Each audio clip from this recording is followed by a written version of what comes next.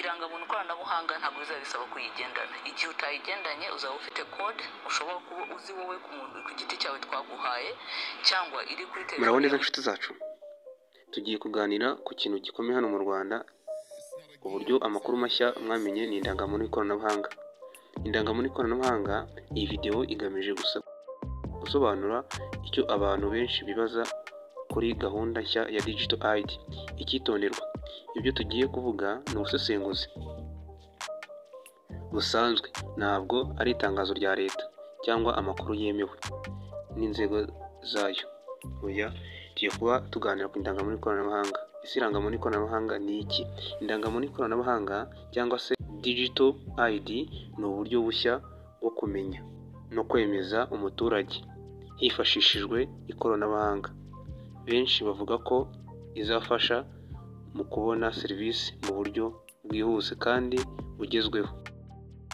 Ibyiza bivugwa, abasesenguzi n'abakurikiranira hafi y'iyi gahunda bavuga ko ishobora kugira akamaro mu kugabanya igihe abantu bamara ku biro bitanga serivisi za leta. Kabiri, ishobora kunoza ubucuruzi bukorerwa kuri interineti. Gatatu, ishobora gufasha mu kurinda ubujura bw'ibyangombwa. Kane, ishobora guhuza serivisi za leta n'iz'abikorera mu buryo bworoshye. Minisitiri w'ikoranabuhanga Ingabire Peola hari icyo yabivuzeho, nabareka mukarikurikira, nyuma yaho tugahita tugaruka. Murakoze cyane, kanda like ndetse na subscribe, ntuze kuza kubyibagirwa, ndetse na sharing kugira ngo tujye tubana mu ikoranabuhanga hano kuri MTech TV Show. Mbahaye ikaze. Iyi rangamuntu koranabuhanga ntabwo bizabisaba kuyigendana. Igihe utayigendanye uzaba ufite code ushobora kuba uzi wowe ku giti cyawe twaguhaye cyangwa iri kuri telefone yawe igendanwa, kuko tuzatanga uburyo bw'uko ushobora kubona ifite kuri telefone igendanwa ku buryo umuntu aramutse ayigusabye wayitanga, cyangwa ifite na nimero y'ibanga, umubare w'ibanga ushobora kuba wakoresha twita token igihe ugiye gushaka serivisi. Rero ubwo buryo butatu butandukanye buriho buzajya bworohereza abanyarwanda cyangwa abatuye mu Rwanda igihe bagiye gushaka serivisi adafite yarangamuntu ye, kuba yashobora kuba yabona ya serivisi atarinze kuba yayigendana. Uramutse udafite ya nimero yawe y'ibanga, wanayibagiwe nayo tuvuge, ushobora gutanga bya bikumwe byawe cyangwa bagafata ifoto igahita itanga ya makuru yawe. Bivuga yuko turashyiraho uburyo ibibazo butandukanye bishobora kuvugwaho ku irangamuntu y'ikoranabuhanga. Ni igice cya gatatu tugezeho. Hari n'abandi bavuga ko hakiri ibibazo bikwiye kwitabwaho.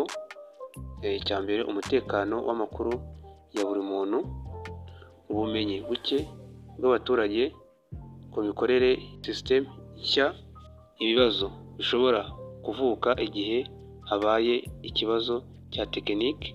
Ibi si ibivugwa ko gahunda ari mbi, ahubwo ni ingingo abantu batandukanye bakunda kuzamura mu biganiro.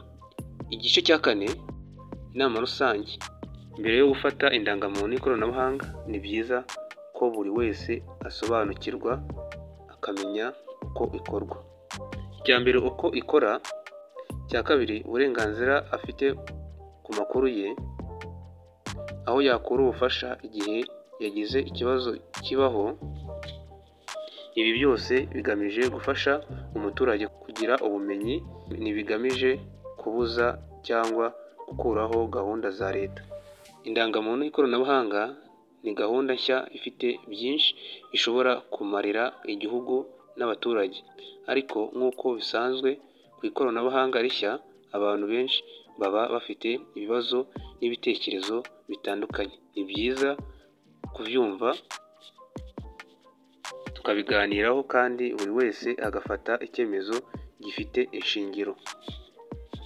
Iyi video si itangazo rya leta, ahubwo ni inyigisho igamije gufasha abantu gusobanukirwa no kugira amakuru y'ibanze. Turashimira buri wese utanga igitekerezo mu buryo bwubaka. Tubarize muri komenti, igitekerezo cyawe ni ingenzi. Wowe ubona gute ino ndangamuntu y'ikoranabuhanga? Izazana iterambere rinini